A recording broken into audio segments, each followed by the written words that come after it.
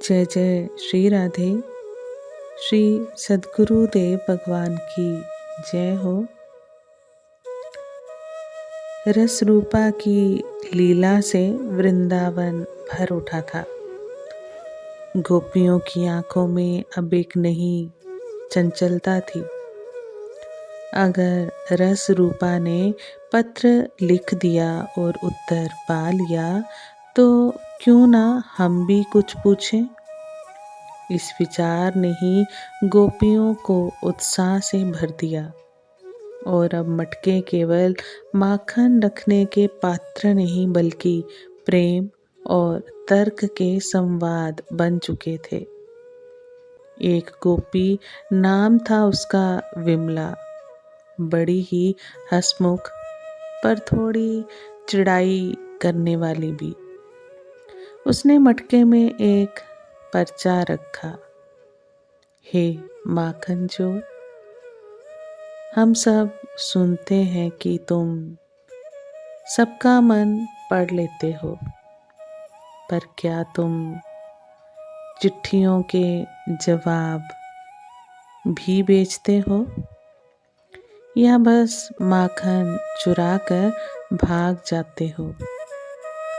अगर उत्तर दे सको तो बताओ, तुम श्री राधा से अधिक किससे प्रेम करते हो? उसने मटके के ऊपर लिखा, चोरी मत करना, बिना उत्तर दिए। रात्रि आई, श्री कृष्ण आए। अब की बार सखाओं के साथ कम चुपचाप आए। मटका देखा और उस पर लिखी बात पढ़कर हंसी रोक ना सके। अरे, अब माखन नहीं सवाल रखने लगे हैं।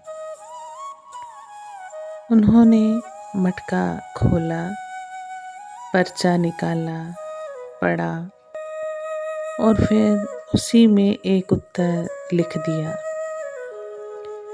हे विमले, अगर मैं कहूँ कि मैं राधा से अधिक किसी और से प्रेम करता हूँ तो क्या वृंदावन जल जाएगा?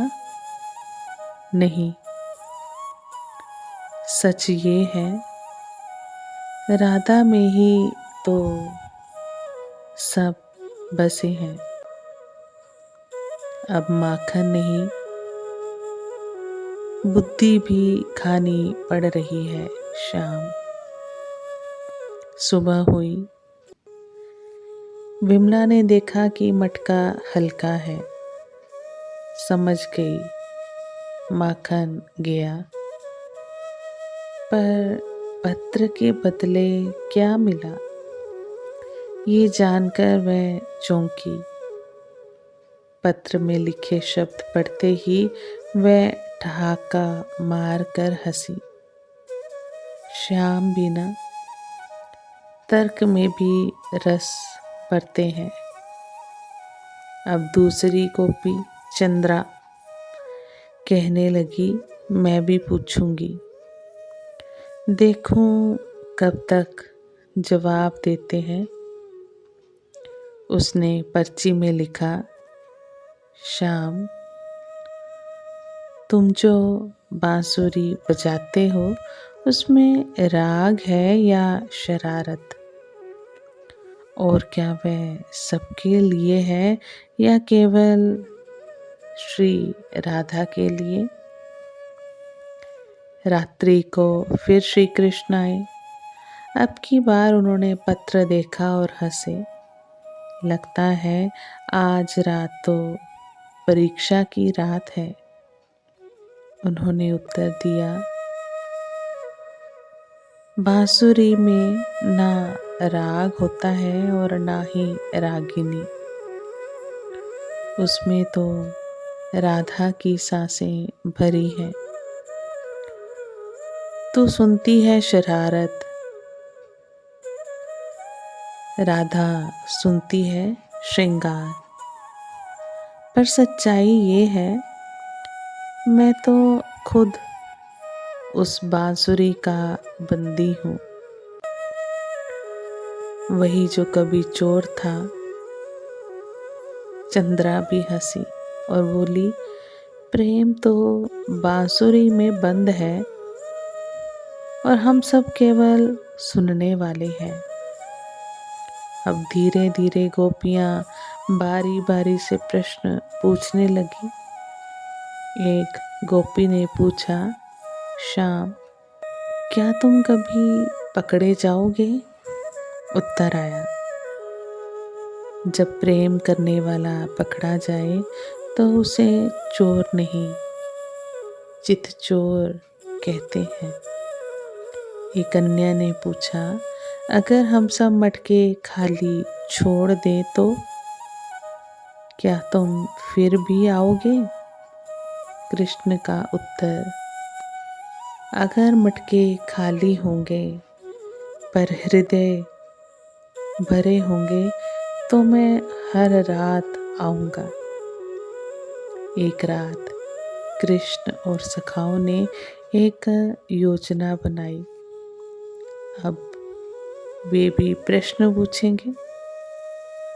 उन्होंने माखन के नीचे एक पर्ची रख दी।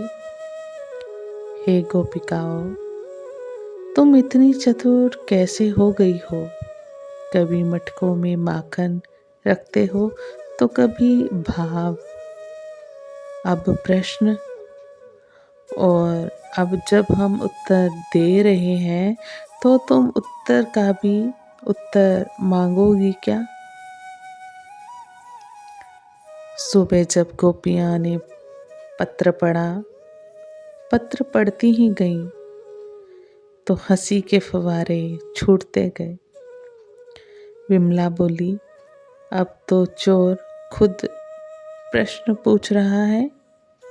ललिता बोली, लगता है वृंदावन अब माखन नहीं, प्रेम का परीक्षा केंद्र बन गया है। बहुत ही सुंदर प्रसंग। हम नेत्रों को बंद करके बार बार इसको श्रवण करें। महाराज जी की कृपा से नाम जप को खूब खूब मन लगाकर हम सब जपें। इस प्रेम को, इस अनन्यता को, नाम जब जितना हमारा आगे बढ़ता जाएगा उसी से हम इस अनन्यता का अपने हृदय में, अपने आचरण में उतारने का गुरु कृपा से प्रयास कर पाएंगे। आप सभी वैष्णव जन को श्री हरिवंशी श्री सद्गुरु देव भगवान की जय हो। जय जय।